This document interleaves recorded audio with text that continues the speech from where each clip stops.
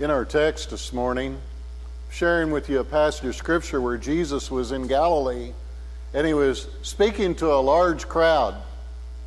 And as he was speaking to this crowd, a young man yells out and he says, "Jesus, tell my brother to share his inheritance with me." Kind of an odd request in a big crowd. According to the Jewish culture, the oldest brother would get 2/3 of everything from his father, and the youngest brother would get 1/3, and that's just the way it was. Jesus, being a very wise man, and you could learn a lot from this, did not go there. He knew better to get involved in a family squabble. I feel a little better about that. You know, there have been times as a minister, I will be sharing with families that maybe in a time of death, a time of loss, and people are concerned and they'll be sitting around and, "Well, Mike, what do you think about our family?" You know what? It's time for me to go. I'm not about to get involved with who gets what after somebody's gone kind of a deal. It's your family, and I don't keep a referee shirt behind the seat. I've seen enough of those situations.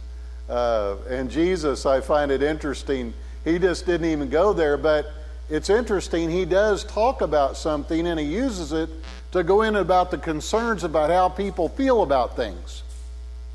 And I think it's interesting how he gets there. It just had larger implications when people are just preoccupied with the things of this world and being concerned about greed and concerned about people pursuing a lot of things. If you want an interesting education, one year I sat down working with a group of junior high kids in Oklahoma and asked them what their goals were for the future. Sit down with about 20 or 30 junior high kids and ask them, "What things do you want out of life?" Well, you better have a pen and paper handy. But at the top of the list, you won't hear a lot about God. You won't hear a lot about Scripture. But you will hear a lot about things. I want this, or I want that, or I want a big house, or I want a big bank account, or I want, they will talk about a lot of things. And it's interesting how you can be in the world that we're in and still not know a lot about it at times. Jesus tends to go that way in this scripture, which probably caught some people off guard. In Luke chapter 12, he says, someone in the crowd said to him, "Teacher, tell my brother to divide the inheritance with me." And Jesus replied, "Man, who appointed me a judge or an arbitrator between you?" Then he said to them, "Watch out. Be on your guard against all kinds of greed. A man's life does not consist in the abundance of his possessions." And the Romans, they had a saying for the definition of greed in their culture, and it was, be careful about drinking seawater because you'll just get thirstier and thirstier. And think about that that's just the way they said it. He told them this parable: the ground of a certain rich man produced a good crop. He thought to himself, "What shall I do? I have no place to store my crops." Then he said, "This is what I'll do. I'll tear down my barns and build bigger ones, and there will store all my grain and my goods, and I'll say to myself, you've plenty of good things laid up for many years. Take life easy, drink, and be merry." God said to him, "You fool, this very night your life will be demanded from you, and then who will get what you have prepared for yourself? This is how it will be with anyone who stores up things for himself, but is not rich towards God." Well, number one, he had a full barn but an empty heart. In farming and ranching communities like this one, everybody knows the value of having a good barn, having a good storage place. It's just something that really comes in handy. There might not be anything that we enjoy more than having somewhere to store all your junk In fact, sometimes we'll even go store our junk at somebody else's place because they've got such a handy place to keep it, don't we? I mean, it's just one of those things that's it's a pretty neat thing to have. And you read this story and you think, well, I don't know. We're storing things up for winter, and that seems to be a smart thing to do, and storing crops. And a lot of times farmers don't get, paid for what they think their crops are worth during harvest. So if they can store them somewhere else on their place and build lots of places to do that, then they can take it to the Port of Catoosa and get a better price later on. And we look at all that and think, well, that all sounds like a very wise thing to do. Why would Jesus call him a fool?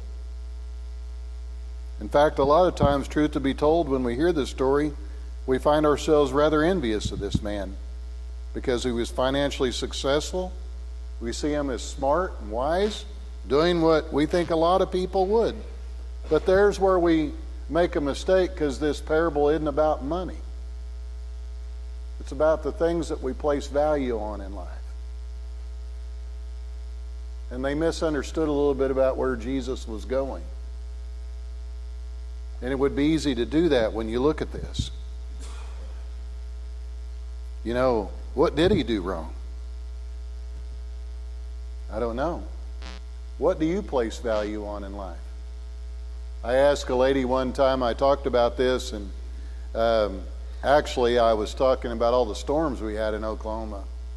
And so you imagine yourself, I don't know if you have something nearby the door in storm season, or keep something stored ready to, let's grab this bag and run.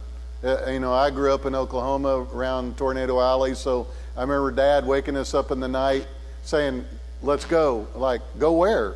We're running for our lives.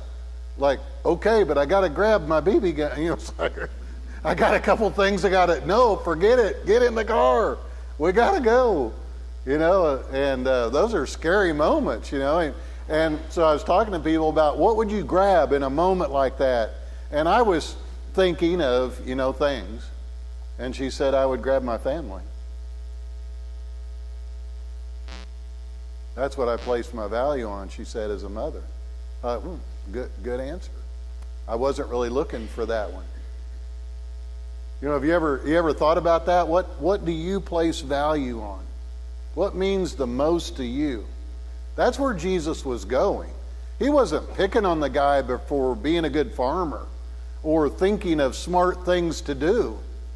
But you can have everything together in life, but if you're not a Christian, if you don't love the Lord Jesus Christ, if you haven't stored up godly things, then you've placed your value in something that's not going with you. I don't know what it is about us. We live in a culture right now. Let's see if I can put this into words. It's in my notes. And I think about this a lot as a writer, as a preacher, dealing with people. It seems like when it's like the Republicans and the Democrats, the Christians and the non-Christians in our world battling each other. And we've got this idea that, well, you go ahead and be a Christian if you want, and I'm going to go ahead and live as a non-Christian if I want, and I'll go to my place of punishment, and you'll go to your place of, you know what? Wow, what a weird thought. That somehow both people think they're going to some type of a celebration. No. When you read the Bible and understand it for what it is, and I'm not the sharpest bulb in the box, there will be a heaven, and that's where the party will be. And there will be a place of punishment, and there will be no party there. There will be pain, there will be isolation, there will be loneliness, there will be darkness, there will be lots of things that are not fun to be a part of, but the party, my friend, will be in heaven. And for some way in our world that people have concocted the idea that you go to your party and I'll go to my party, and that's just how we're going to settle things. Wow, that is really, really an uneducated conclusion to the end of life. Because 1 minute after the one passes away, they're going to find out the party was in heaven.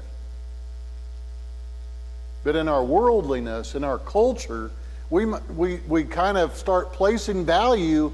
If you just place your value in things, then enjoy your life here, because when you pass away, that's the end of it. And Jesus alludes to that a little bit later on. He had overestimated himself. I read where a stock market guru was quoted as saying, "Bulls make money, bears make money, and pigs get slaughtered." He said, beware of being greedy and investing in the stock market too heavily. You might overreach yourself and lose everything. He says, man, this guy, he just thought he was doing a great job, and I'm going to just do this, and I'm going to do this, and I'm just going to get bigger, and I'm just going to get bigger, and I'm going to get bigger, and I'm just going to get bigger. And watch out. If that's all you have value in, if that's all you take stock in. Jesus didn't say it as the financial guru did, but the message is the same. Greed can be your undoing. They say that a person with 6 children is more satisfied than a person with $6 million. The reason is the man with $6 million wants more.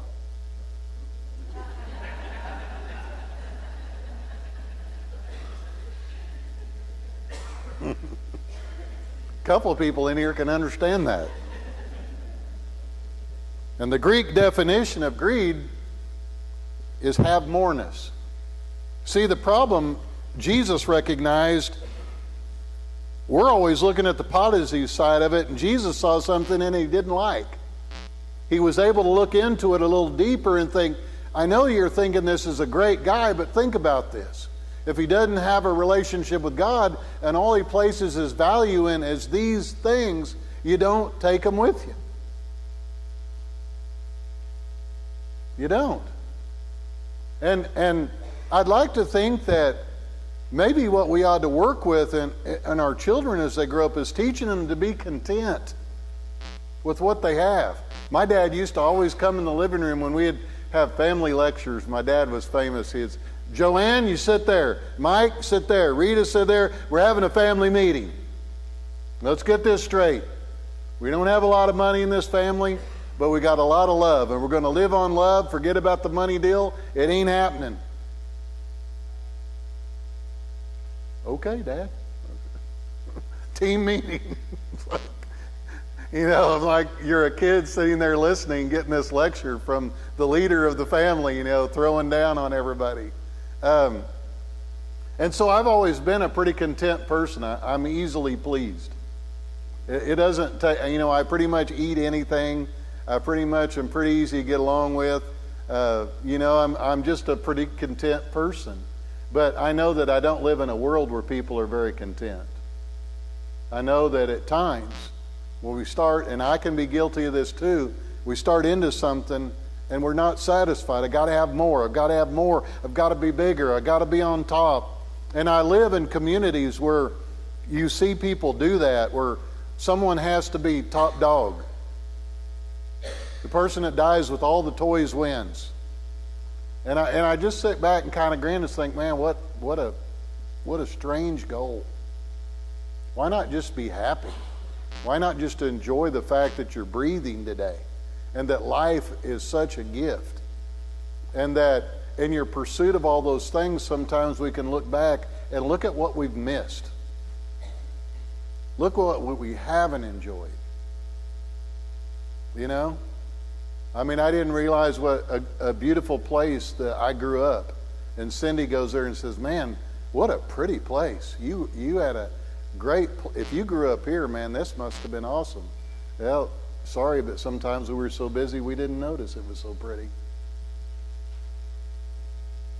And in our pursuit of wanting to have more, we can miss a lot on the way.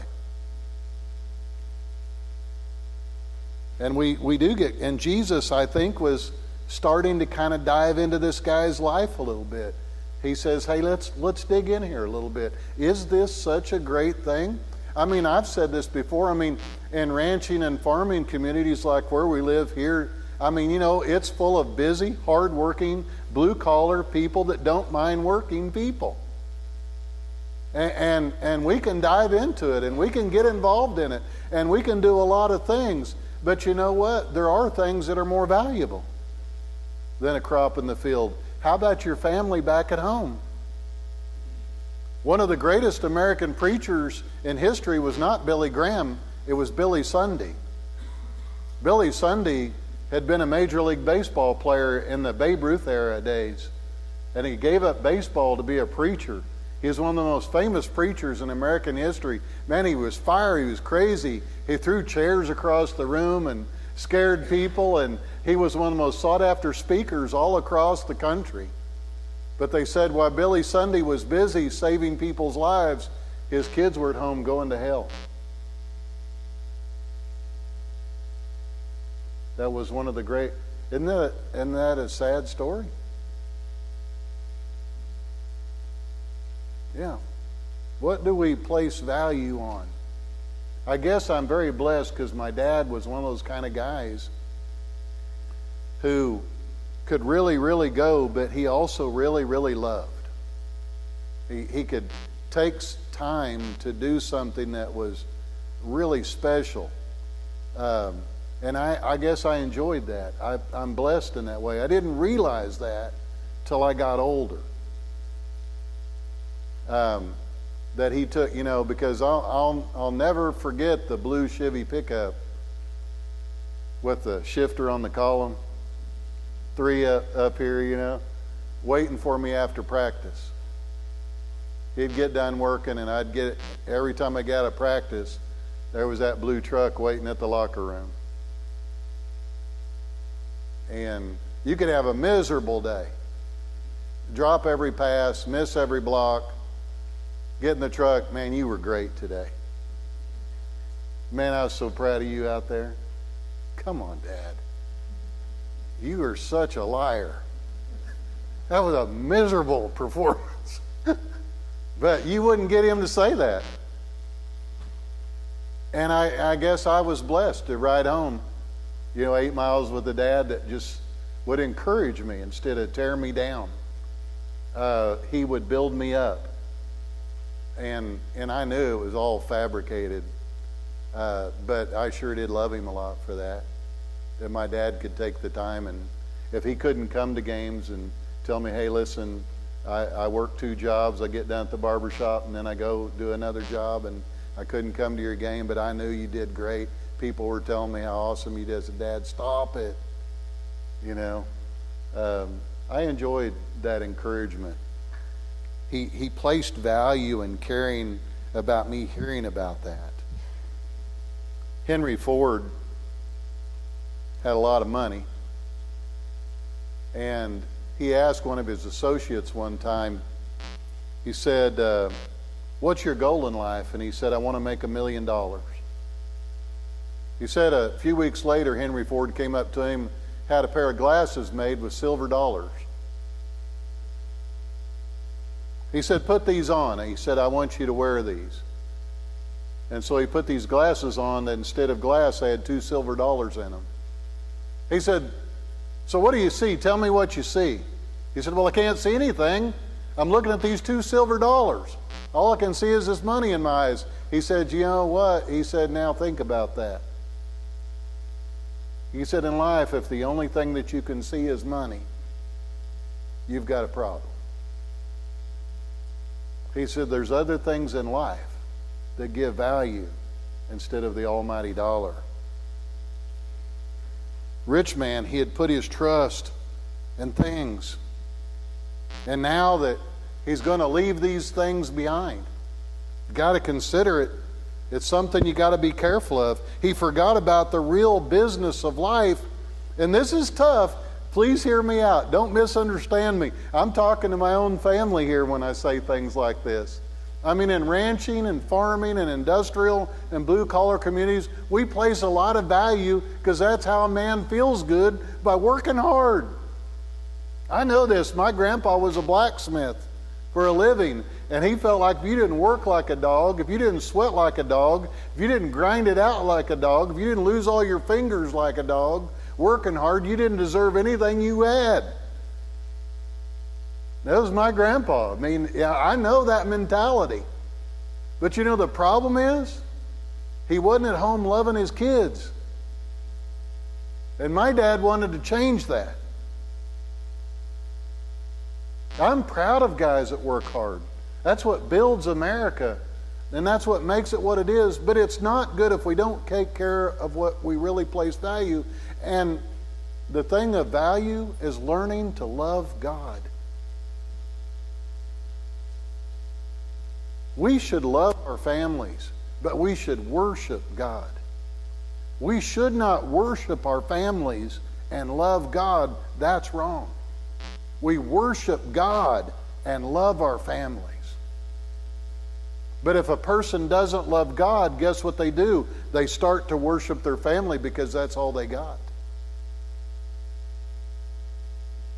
And that's not what God intended.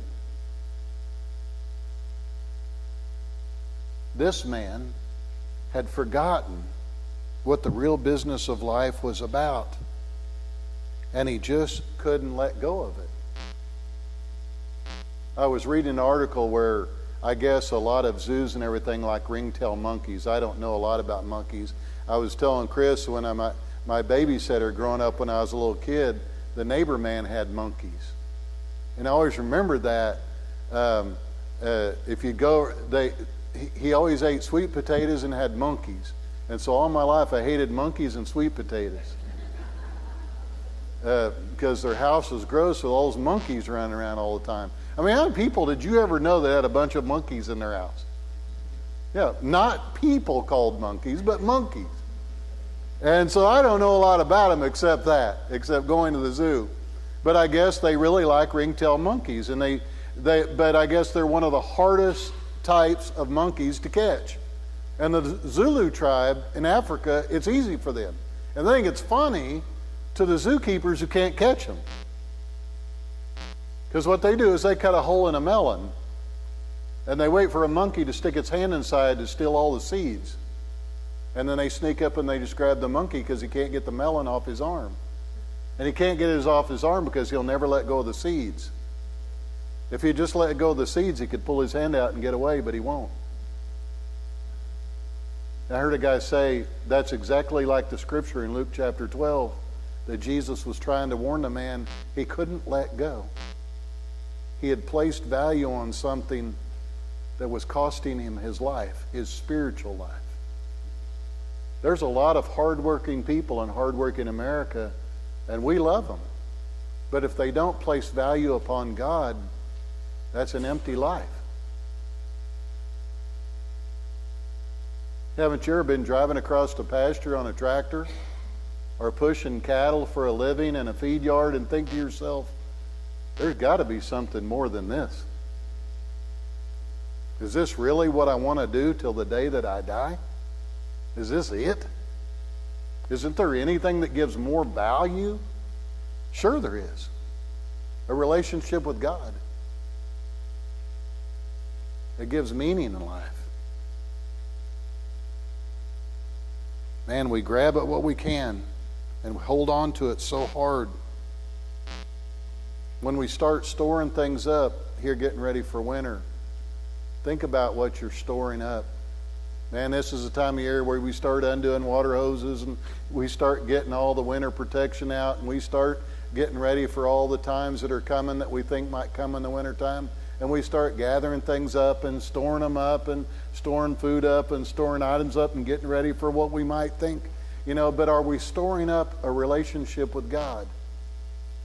Are we storing up godly things? Am I memorizing Scripture?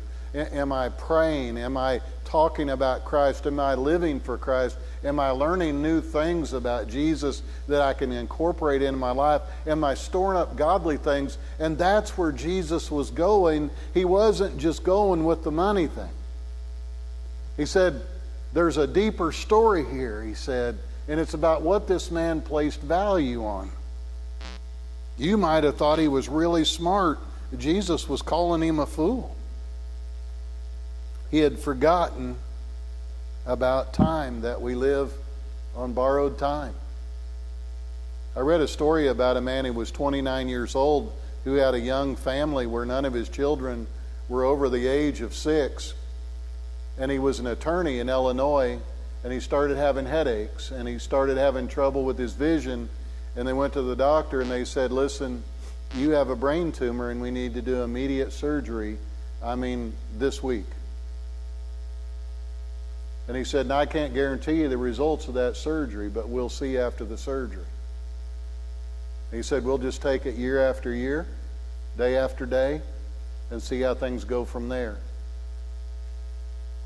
So he did have a successful surgery. He did turn out okay, and at the end of his first year, someone interviewed him for a newspaper article and was talking to him, and they asked him about it, and they said, what have you learned? And he said, you know what I've learned? You live on borrowed time. Your life is on loan.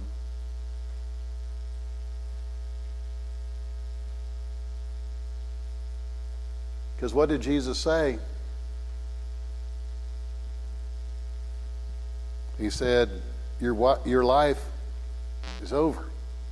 Here you are just hustling away, store all this up, build all this stuff, get going. You're gone.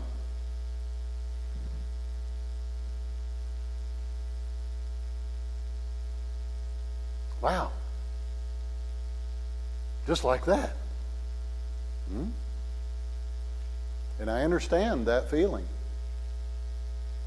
Man, I remember being a high school baseball player, standing on the field, and someone drove up in a car and said, you got to come with us.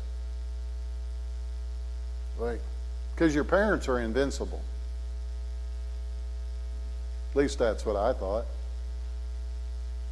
And I found out that's not true. And then in my 30s, the same thing. I came back from fishing, and someone said, you got to come with me. I said, what? We got to get to Oklahoma now. Wow, crazy. And you know what I've learned about losing loved ones? And I know that they would want me to become a better person because of it and not a bitter person. And so I've tried with all my heart to become a better person. I think that it has taught me that your life is on loan and it can be gone really quick. Sometimes I'll go to a hospital room calling on a family, and I'll see family members in their 70s talking to their mom and dad in their 90s. And I'm sitting there they go, what are you looking at? I said, I guess I'll never experience this. Might have been gone a long time. It's kind of, I just was sitting back enamored that your whole family is in here. And that's kind of cool. I heard a guy on one talk show one time, they said, what's your problem? He said, my son, he don't pay attention. He said, I'm in my 90s. They said, so how old's your son? He said, 78. He's treating him like he was 14. I thought, I'll never understand that because, they're gone. But it has taught me some lessons that if you have a dream, if you have a goal, if you have something that you want to do for God, then you better go after it, because you may not have that opportunity tomorrow. You got today, but you have no idea what's going to happen tomorrow. And we're so worried about tomorrow, storing things up, getting things together, building bigger barns, when right now place value on something. Hug your family today. In my family, we never used to tell each other we love each other. Today, every time we talk to a family member, now we say that. Because you never know what tomorrow will bring. And so every time, hey, I love you. Some people are like, is it legal to talk this way in public? Some people that, they just have trouble doing that. But you know what? Hey, I love them. And they may be gone tomorrow. Tell them that. I don't want to look in their eyes in a casket and tell them that. I want to tell them that while they're living. Look at Psalm chapter 90. Look at how blessed you are in life. The Bible even talks about age and what a blessing that it is. Lord, you've been our dwelling place through all generations. Before the mountains were born, or you brought forth the earth and the world from everlasting to everlasting, you are God. You turn men back to dust, saying, return to dust, O sons of men. For 1,000 years in your sight are like a day that has just gone by, or like a watch in the night. You sweep men away in the sleep of death. They are like new grass of the morning, though in the morning it springs up new. By evening it is dry and withered. We are consumed by your anger and terrified by your indignation. You have set our iniquities before you, our secret sins, and the light of your presence. All our days pass away under your wrath. We finish our years with a moan. The length of our days is 70 years, 80, if we have strength. He doesn't even go on to 90. Yet their span is but trouble and sorrow, for they quickly pass and we fly away. Who knows the power of your anger? For the wrath is great as the fear that is due you. Teach us to number our days aright, that we may gain a heart of wisdom. And you know what that wisdom is? Learning to value things today. Tomorrow's got enough trouble of its own, Jesus said. Tomorrow's got all of its own trouble. It's not here yet. You can store up all that stuff and be planning, but it may never get here. But you do have things today that you can place value on and do something with that. Something just awesome. So he had forgotten about the time that was going to be required. He was a good guy, really getting after it. We'd have probably called him one of the most hardworking guys in the community. And Jesus called him a fool because he didn't think about that.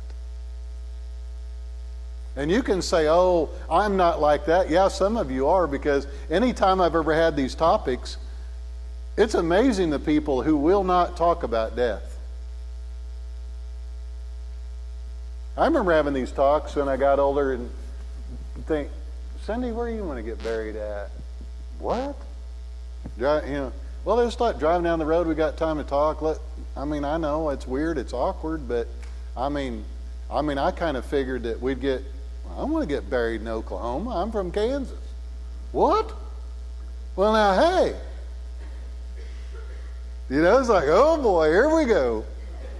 Yeah, it's like I wanted to get into something that place value on, and here we go. And it's amazing the conversations you get into about life and in general. It's going to happen. Might as well talk about it. And about over here under this tree? I want to get buried under that tree. Okay.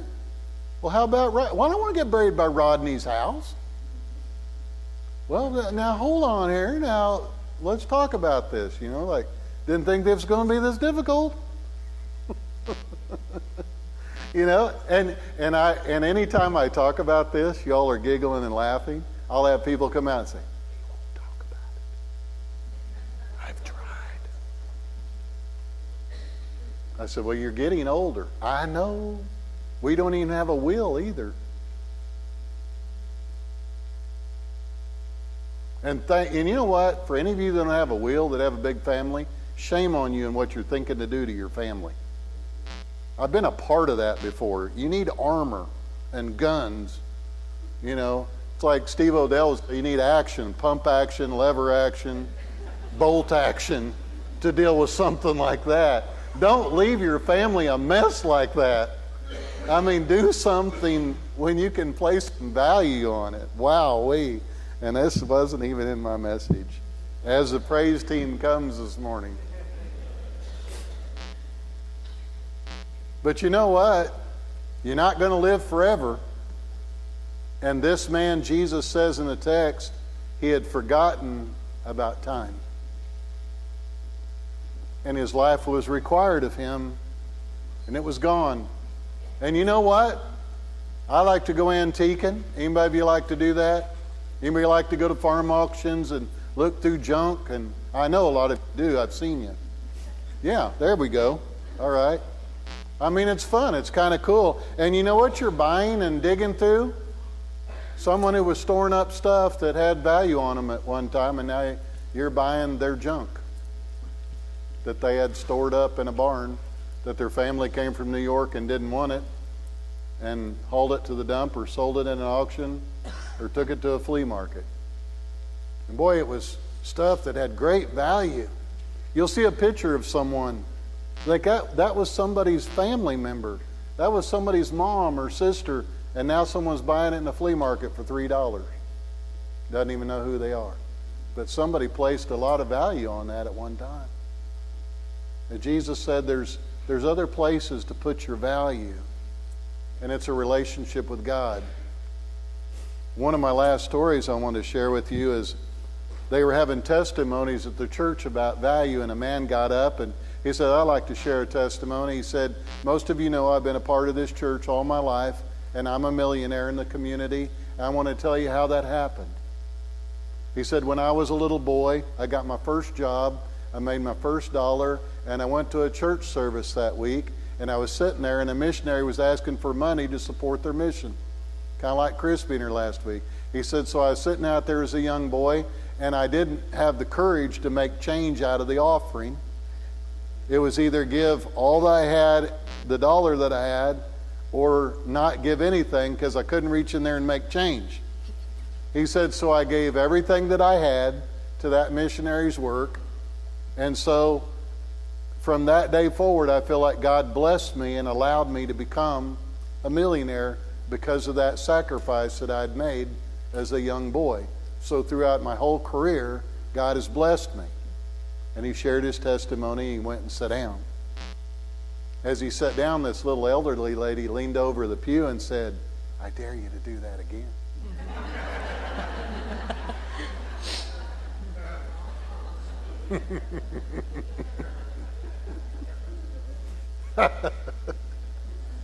It's amazing what we place value, isn't it? It's almost like Jesus is going, I dare you to walk away from it. I dare you to let go and come and follow me.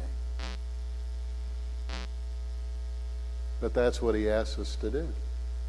If we're going to really, truly love him, he's asking us to walk away from what we place value on and make him the number one thing in our life if we want to go to where the real party is going to be. Let's stand and sing.